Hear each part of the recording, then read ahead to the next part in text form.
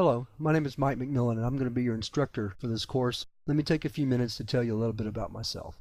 I'm currently a full-time instructor of computer information systems at Pulaski Technical College in North Little Rock, Arkansas.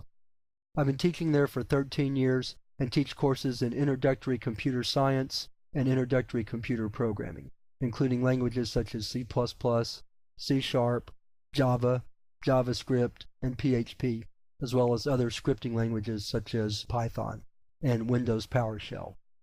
I'm also an adjunct instructor of information science at the University of Arkansas at Little Rock, where I teach a course on introductory computer programming in C# and a course on introduction to ethics for engineers. Besides teaching, I'm very interested in textbook writing and have written several textbooks, as you can see on my homepage here in front of you. I'm also interested in environments for programming students, and I'm currently working on 2 projects in that area. One is a system of user-friendly error messages for C++ students. Also, my other project is on developing programming environments for programming students. If you have any questions about any of the content of this course, feel free to email me at my email address, mmcmillan@pulaskitech.edu. I'd be happy to answer any questions that you have about anything concerning this course, so please don't hesitate to email me if you have any questions.